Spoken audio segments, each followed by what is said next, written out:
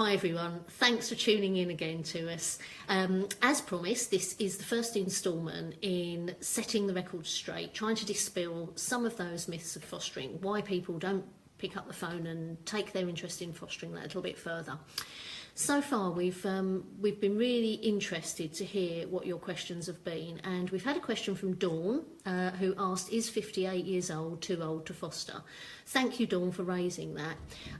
It's funny, there isn't any upper age limit at all to foster, oddly enough. There isn't really a lower age limit either. Legally, you can be 18 years old to apply to foster. Not that we would suggest that, because actually we think you need to have some life experience under your belt in order to be able to put yourself forward.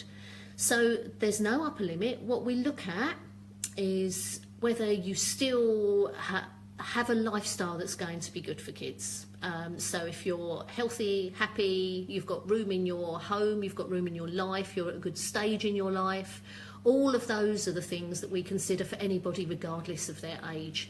So if your own children have flown the nest and you're thinking, actually, I haven't done with being a parent yet, come forward. It's an ideal time. You've got that parenting experience under your belt.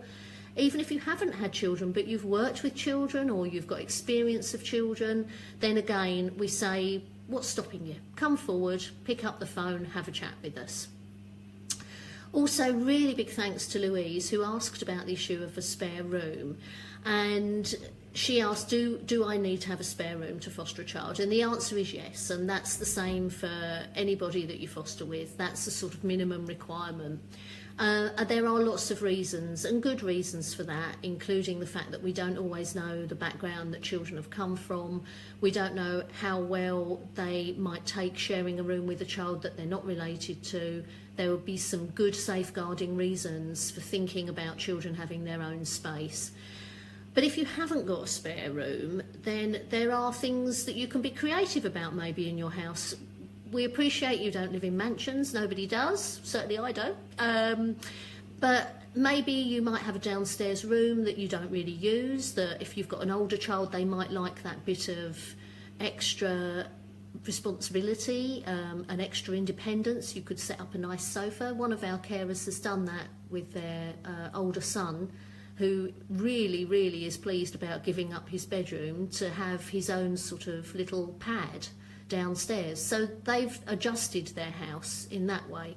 So there might be creative ways that you can use what you've got, or otherwise maybe it's best to just wait until you've got that space and you're not stretched in so many ways and you do have that spare room.